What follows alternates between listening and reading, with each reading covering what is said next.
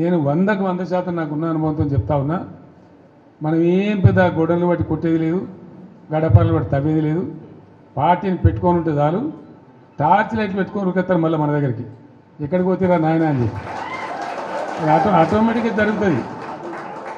ఇవాళ రేపు ప్రజలు మునిపటి లెక్క గొర్రెల లెక్క లేరు. వీళ్ళన్నీ తీసేస్తున్నారు. యాదవుల గొర్రెలు తీసేస్తున్నారు. వాళ్ళు డిపాజిట్ కట్టలు డబ్బులు వాపసిస్తున్నారు. చేప పిల్లలు బంద్ పెట్టిండ్రు, ఫీజు రియంబర్స్మెంట్ బంద్ పెట్టిండ్రు. ఎన్ని రోజులు ఒప్పుకోబడతారు ప్రజలు?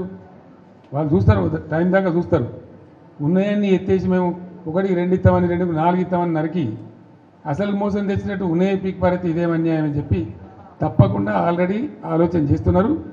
ప్రజల్లో తిరుగుబాటు ధోరణి వస్తుంది. డెఫినెట్గా మంచిగా బ్రహ్మాండంగా మళ్ళీ మనమే గవర్నమెంట్కి వస్తాం. ఇప్పుడు జరిగింది చాలు. ప్రజలకు ఏమైందంటే అక్కడక్కడ ఇప్పుడు వస్తున్న అనుభవాలు కఠినంగా ఉన్నాయి. ఇక చాలనుకుంటారు. మళ్ళీ తప్పిపోయి కూడా కాంగ్రెస్కి ఏతరా బాబు అనేటువంటి అభిప్రాయానికి వస్తారు. కాబట్టి మనకి ఏం ఇబ్బంది లేదు. ఇప్పటిదాకా జరిగింది కూడా బీఆర్ఎస్ విజయగాథనే.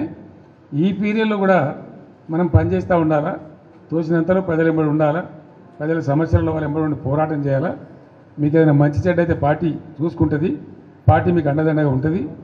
మీరు ఇంత పెద్ద ఎత్తున లార్జ్ స్కేల్లో మహబూబాబాద్ నుంచి, కొంత మన మేడ్చల్ నుంచి, మన నల్గొండ జిల్లా నుంచి నాయకులందరూ వచ్చినారు. చాలా సంతోషం. ఇక ముందు ఏం చేస్తామంటే వారానికి ఒక 2 నియోజకవర్గాలు పిలుద్దామనుకుంటున్నాం. మీరు వట్టిగా మధ్యలో దీని రావడం కాకుండా ఇక్కడనే మంచిగా మనకు భోజనశాల కూడా ఉంది. మీకు ముందే వస్తే చెప్పి వస్తే ఏమైందంటే ఒక 1000 మంది వచ్చిన బాధ లేకుండా ఇక్కడ మంచిగా భోజనాలు ఏర్పాటు చేస్తాం. మనం కాసేపు మంచిగా మాట్లాడుకోవచ్చు. అది నియోజకవర్గాల డేట్లు మేము త్వరలో ప్రకటిస్తాం.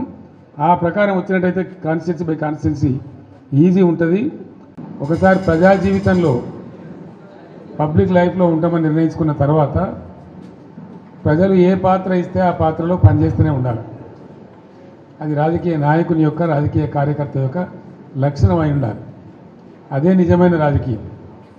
లేకపోతే రాజకీయాలకు ప్రజా జీవితానికి అసలు అర్థం లేదు, లక్ష్యం కూడా లేదు. అది గుడ్డెద్దు చేనులో పడి మేసినట్టుగా ఉంటుంది.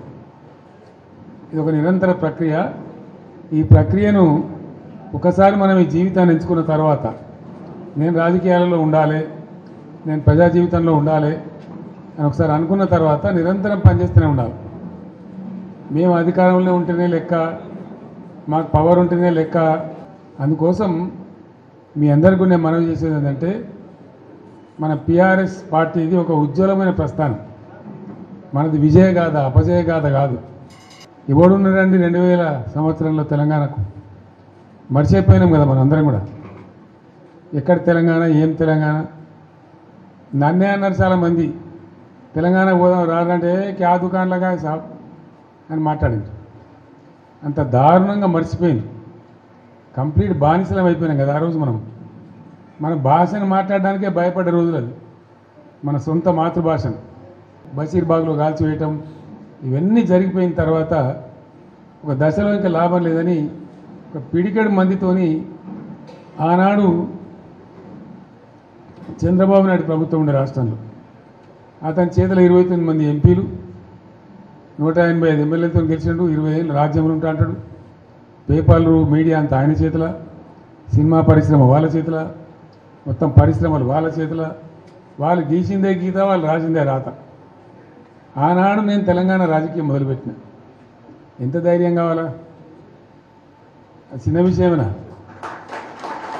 ఆ రోజు మొదలుపెట్టి కొట్లాడితే అద్భుతమైన విజయాన్ని సాధించి మనం తెలంగాణ సాధించుకున్నాం. తదనంతరం 10 ఇయర్స్ కూడా ఉజ్వలమైన పరిపాలన చేసినాం. మనం ఏ ఒక్కరిని వదిలిపెట్టలే. సరే, ఓట్లు వచ్చుడు రాకపోవడం పక్కన పెట్టండి. ఓట్లు మనకు మొత్తమే రాలేదని కాదు. మనం 39 ఎమ్మెల్యేలు గెలిచినాం. తర్వాత 1.8%తో మనకు ఓటమి వచ్చింది.